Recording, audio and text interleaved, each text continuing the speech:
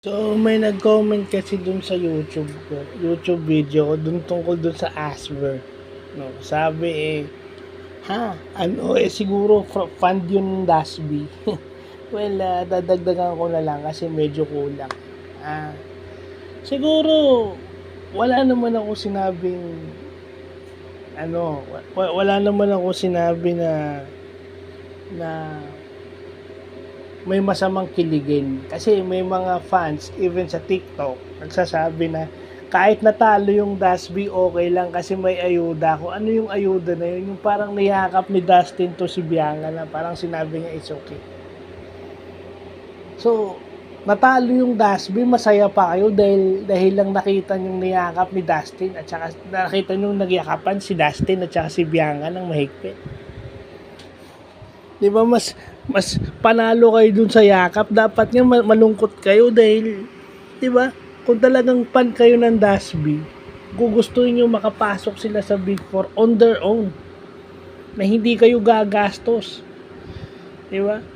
At hindi naman porket, yun yung sinasabi ko hindi porket malakas sa labas, malakas sa boto, kinikilig yung mga tao. Kasi kung boto lang ang pag-uusapan, dapat yung sukla nga ang nasa Big Four, hindi dapat naibik yung si Subi tsaka si Clarice. Hindi dapat naibik si Subi at si Clarice if ever. Okay, if ever hindi naibik yung sukla kung supporters lang yung pag-uusapan. Kaso may mga supporters na walang pera. 'Di ba ang worry nga nung Shares? 'Di ba inamin ni Charlie na worry nila maging botohan kasi wala silang pera. So hindi lahat ng fandom may pera. Yung sinasabi nga nung isa, manager ata ni Ilong yun, ni Dustin yun, na di gastosan nyo rin yung mga duo nyo. Paano nga kung wala kang panggastos? So mas maganda na yung remaining Big Four slot sa akin justified naman yung boto ng housemates. Justified naman yung boto ng housemates.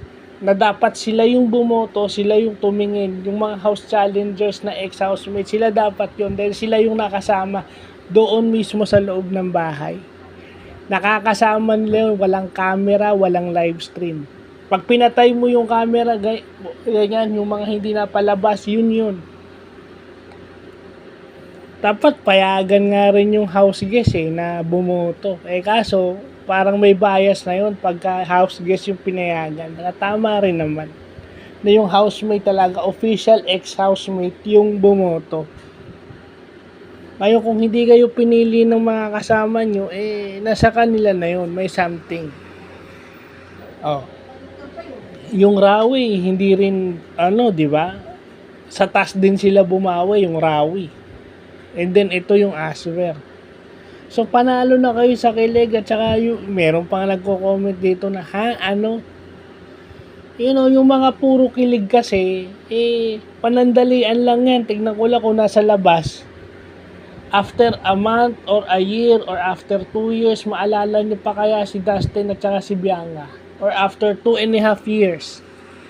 After 2.5 years na hindi sila magkasama sa big screen o sa TV, ewan ko lang kung maalala nyo pa. Kung magkasama sila parate, pwede.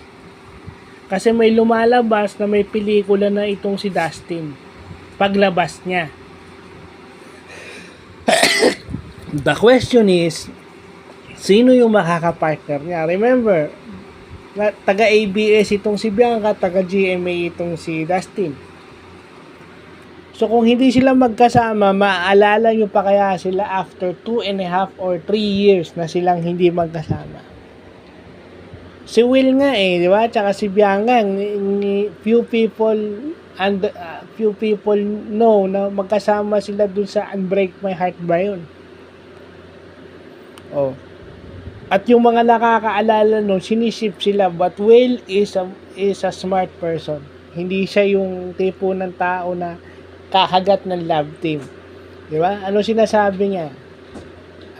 Hindi ako naghahanap ng love team. Nagsalita ng tapos. Yun yung ayoko. Hindi ka naghanap ng love team. Ngayon, bigla mong sasabihin sa House Challengers. Bigla mong sasabihin kay Kira na gusto mo si Bianca. Yun yung nagsasalita ng tapos. Kinain yung sinabi. Mas maganda pa rin yung sinabi ni Ralph na kung mai-inlove man siya sa loob, gusto niya yung natural, yung hindi pinipilit. Kasi yung mga tao, dahil pinipilit nila at nasunod yun, syempre, yun ang gusto nila. Siyempre mo, natalo na. Dahil nagyakapan lang. Yun nga yun eh. Makakaya kaya ni Ilong na ligawan, todo, yun. Mapapatunayan lang niya yung sinabi niya kay Kira kung liligawan niya si Bianca immediately following their exit. Paglabas ng PBB house, sigurado na ba si Ilong na kaya niyang ligawan si Bianca? Kasi nakita mo yung Bianca, kinilig. And then, nakita nyo ba yung video nung tinawag ni Mika, "Oy, boyfriend mo?" Then bigla sinabi, "Hindi ko boyfriend yan." Di dapat doon pa lang sa Big Brother House, wala na siyang sinasabing ganun, "Hindi ko boyfriend yan." O nagpapa-hard to get lang. Dalawa yun nagpapa-hard to get or ayaw. So, kaya ba niyang ligawan si Bianca immediately after? Kasi, may nakita tayong footage na pumasok yung mother ni Bianca sa loob ng bahay. So, siguro, natural, given the statement, alam nyo na isasagot. Pag tinanong, gusto. Kaharap mo nanay pero kaya ba niya patunayan sa labas yun? Kasi may trabaho naman siya, may negosyo man, may ga-artista siya, may negosyo pa siya. So, financially, hindi na siguro problema si Bianca. Ang tanong is, makakapag-adjust ba si Boy, si Dustin doon sa pagiging prinsesa ng kanyang kursunada, if ever? Kasi madaling sabihin sa nanay o sa magulang na gusto mo. Madaling sabihin yun inside the PBB Brother House kasi may camera. Pag nakapokus yung camera, syempre alam nyo na yun. Sa labas.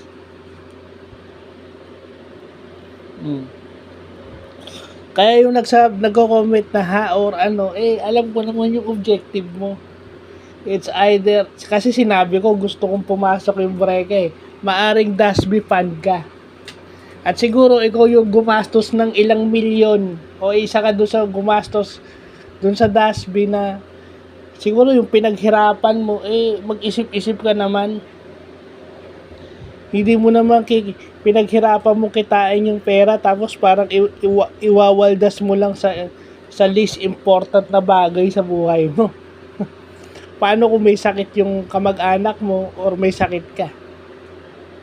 Anong mas uunahin nyo? So, yun lang po.